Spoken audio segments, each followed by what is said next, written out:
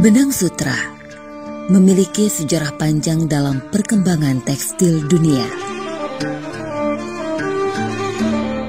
Benang sutra menjadi salah satu industri tertua yang masih tetap terjaga.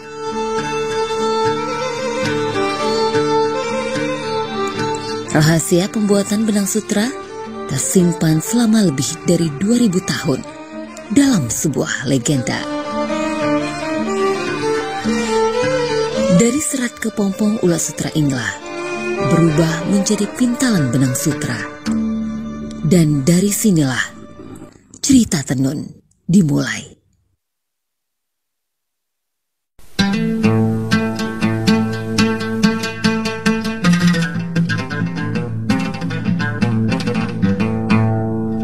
Masuknya sutra ke Nusantara dimulai sekitar abad ke-15 melalui perdagangan dengan istilah jalan sutra atau jalur sutra menuju Jepang, Asia Tenggara, dan India.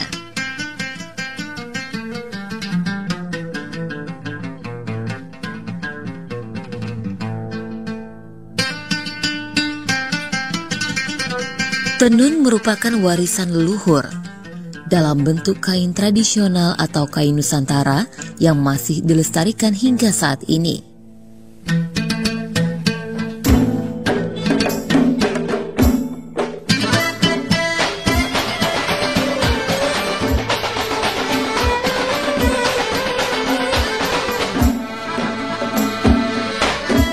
Tenun menjadi sebuah keindahan akan sebuah karya Nusantara yang ada di tengah-tengah masyarakat Indonesia.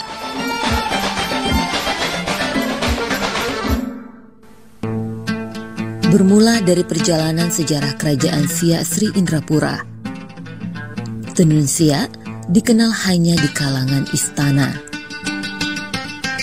Ini dibuktikan dengan pakaian yang digunakan oleh Sultan Siak di masa pemerintahannya. Motif, warna, dan aturan-aturan yang melekat dalam penggunaan kain tenun menjadi sebuah warisan budaya Indonesia.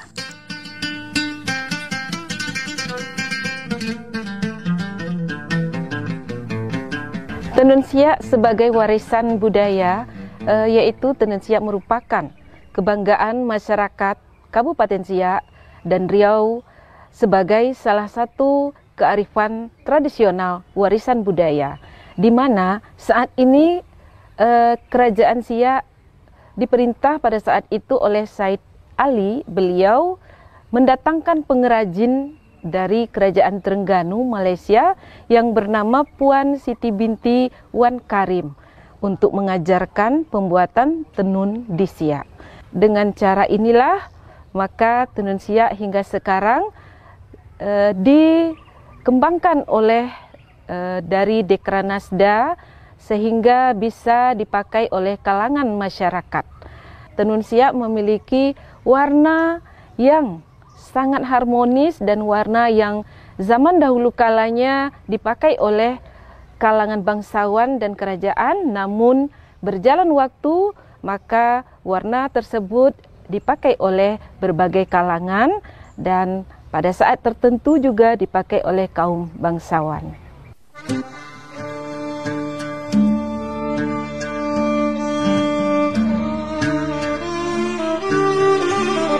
Terjadinya akulturasi seni dan budaya dalam melahirkan beragam produk di Siak Sri Indrapura. Dikarenakan pada masa itu, hubungan kenegaraan Kesultanan Siak dan negeri-negeri Melayu sangat erat, sehingga tenun berkembang di Kerajaan Siak Sri Indrapura di masa Tengku Said Ali yang bergelar Sultan Asyaidis Syarif Ali Abdul Jalil Balawi bertahta. Kalau kita bicara soal tenun, itu di Riau ini yang paling dikenal itu tenun Siak.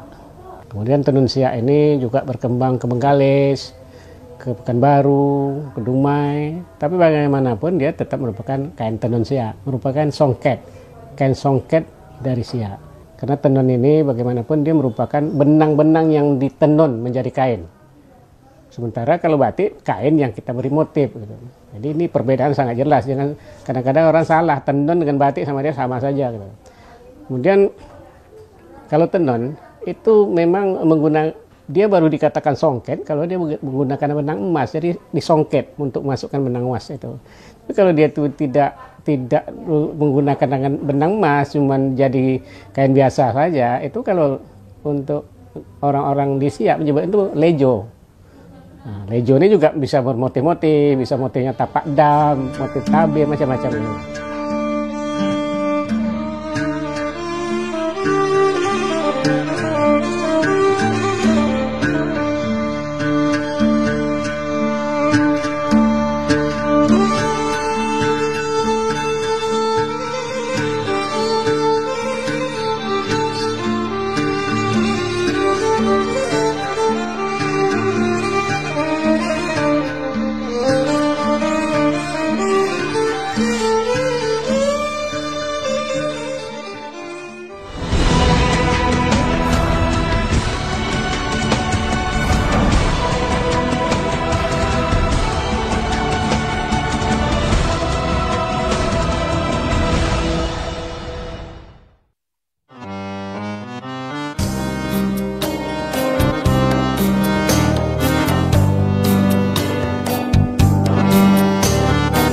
Di Kabupaten Siak, warisan pembuatan tenun ini masih terjaga.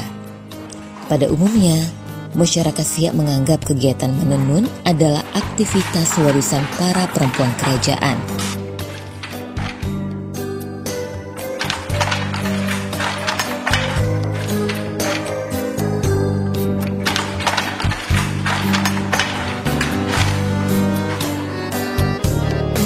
Tenun Siak merupakan mahakarya dalam sebuah keindahan seni. Perpaduan benang-benang sutra atau benang katun ditenun menjadi kain.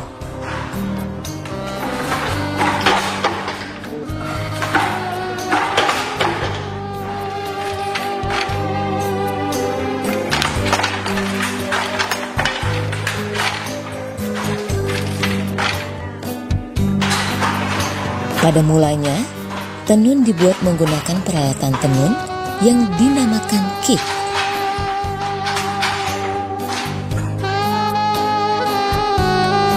Seiring dengan perkembangan zaman, kik dikembangkan menjadi alat tenun bukan mesin.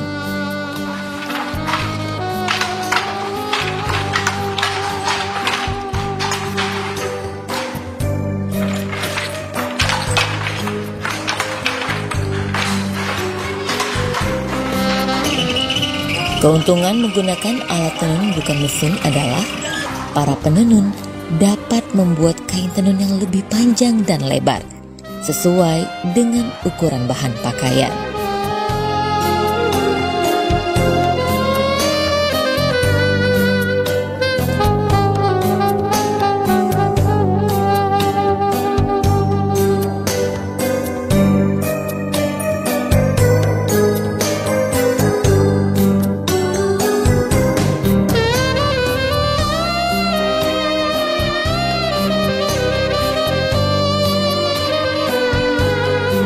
Kalau tenun itu tuh zaman dulunya gedokan namanya kan, dari tahun 69 tuh pakai gedokan tradisional, betul-betul dari alat-alat pelepah enau, alatnya tidak ada kita memakai yang besi-besi, semuanya kayu dan alat-alat alami semua.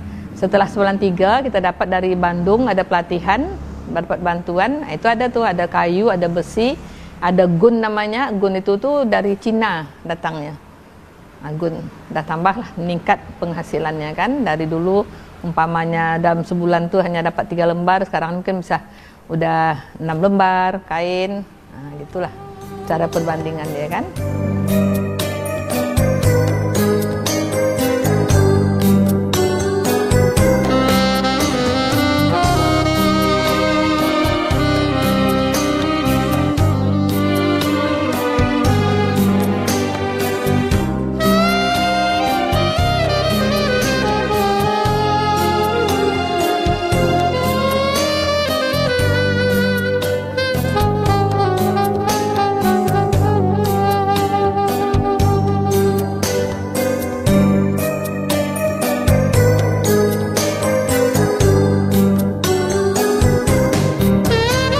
Dalam menggunakan alat tenun bukan mesin ini, sekitar 3.700 benang ditenun sesuai dengan motif dan warna.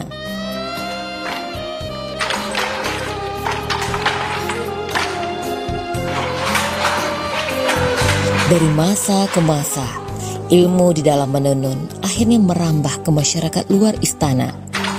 Darah-darah Melayu dari keluarga biasa dapat diajari menyungkit kain warisan kerajaan.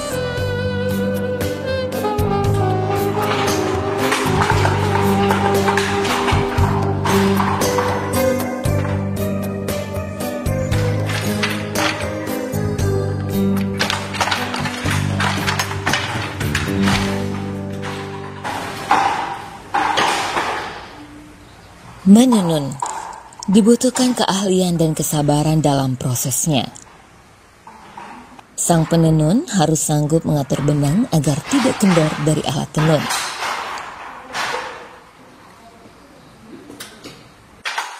Kaki pun harus dihentakkan dengan kuat agar hasil tenunan padat dan rapi.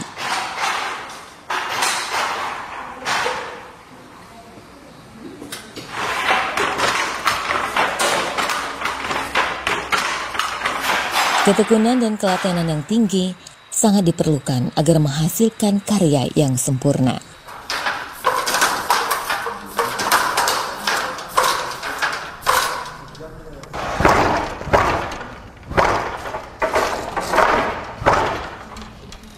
Tenun siak merupakan hasil kebudayaan dari hemitnya kerajaan dari Sultan Syahrim Qasim II, dan ini merupakan peninggalan dari Tengku Maharatu yang dikembangkan pada masa kerajaan zaman dahulu.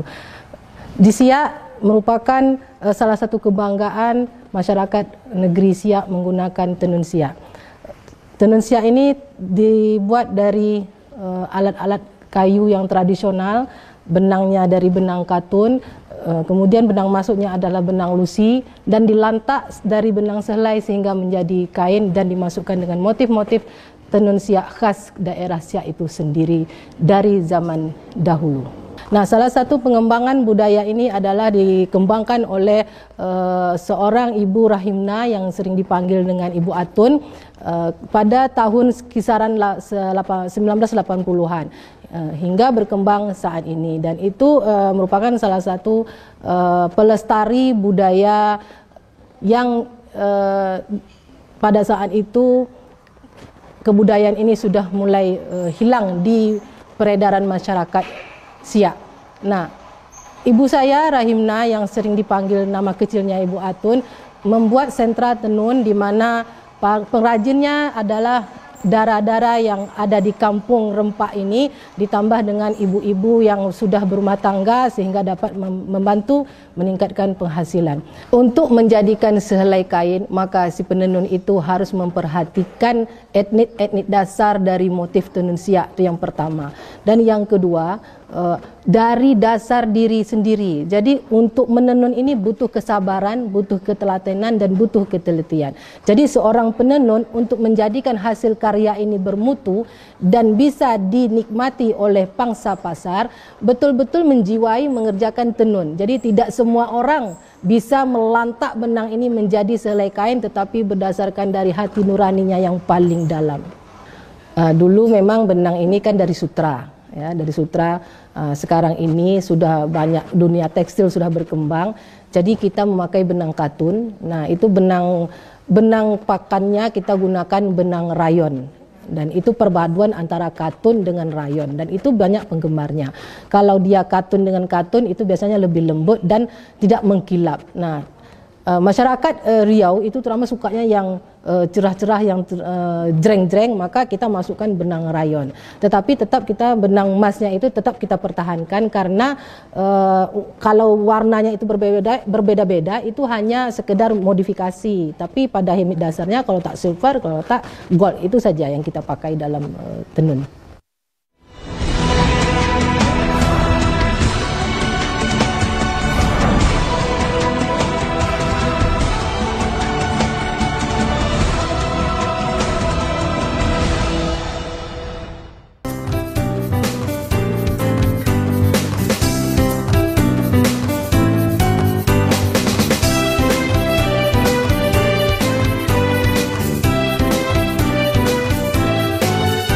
Sepanjang riwayatnya, selama beberapa tahun ke belakang, eksistensi kain Nusantara sebenarnya tidak perlu dipertanyakan lagi. Terlebih jika menilik pencapaiannya di taraf internasional.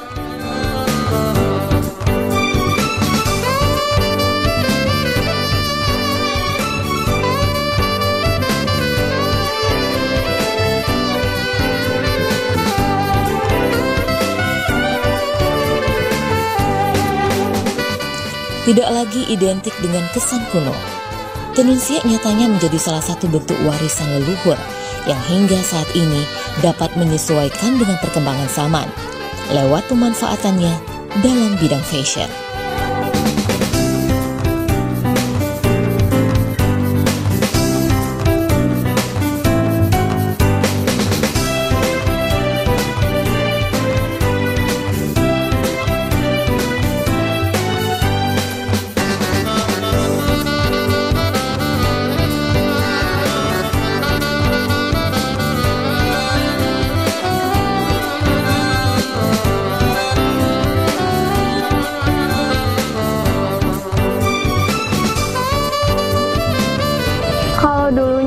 Tenun siak hanya dipakai di kalangan kerajaan Siak dan Kesultanan Siak. Saat ini tenun siak sudah berkembang dan tetap eksis hingga digunakan oleh masyarakat Siak dan anak-anak muda yang ada di Kabupaten Siak maupun di seluruh Indonesia. Saya sebagai generasi milenial suka memakai tenun siak karena pertama, saya sendiri berasal dari daerah Siak dan karena memang harus saya yang mengembangkan dan mengeksistensikan tenun siak di kalangan remaja ataupun di kalangan anak-anak muda zaman sekarang. Keinginan saya ke depannya ingin membawa tenun siak, motif tenun siak untuk dimodifikasi menjadi kemeja ataupun kaos, bukan hanya dipakai untuk acara seremonial ataupun formal, tetapi juga dapat dipakai untuk kalangan milenial, baju kaos dan kemeja.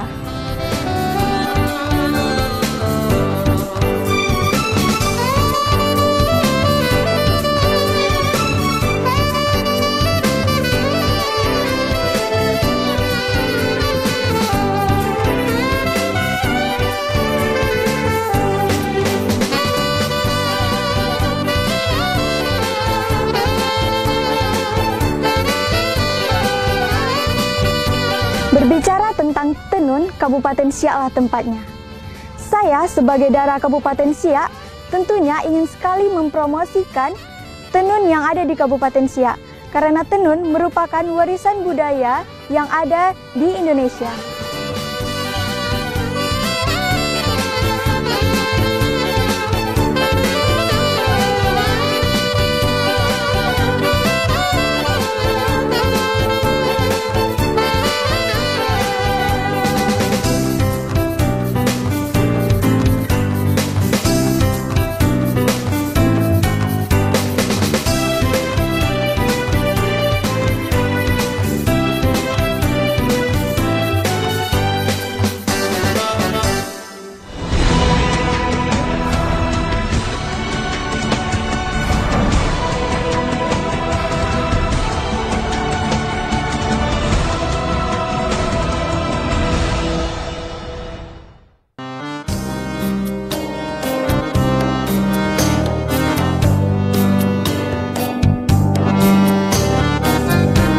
Tenun siak merupakan sebuah nilai yang sakral dalam pewujudannya.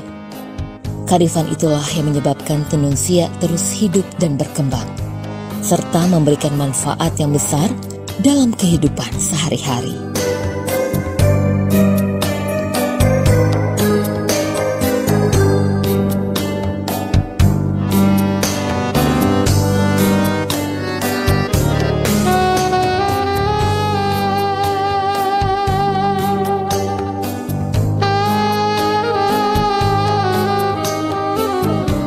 Kain songket tenun Melayu mengandung makna serta ibarat. Hidup rukun berbilang suku, seberang kerja boleh dibuat. Kalau tenun siak ini saya kira sebetulnya kita harus ada dua pekerjaan. Yang pertama, tenun siak yang asli itu tetap kita lestarikan dengan segala keunikannya, kebesarannya, dan keagungannya dia tetap dilestarikan dan dikembangkan, dikerjakan dengan bagus, dengan hati, tidak hanya sekedar kita mencari duit saja, sehingga kadang-kadang pekerjaan itu tidak terlalu bagus. Kalau dibandingkan dengan pekerjaan tenun-tenun di zaman dulu itu jauh lebih bagus dari apa yang kita hasilkan sekarang itu. Saya mengharapkan pada anak-anak muda SMK yang sekolah bagian tekstil, tenun, betul-betul lah menghayati dan mau bekerja membuka. Kalau kita insya Allah mau untuk melatih, sini kita bersedia. Jadi saya berharap ke depannya bahwa tenun siak ini tidak hanya tinggal nama tapi tetap berkembang terus, eksis di dunia pertenunan se-Indonesia, mudah-mudahan se-internasional.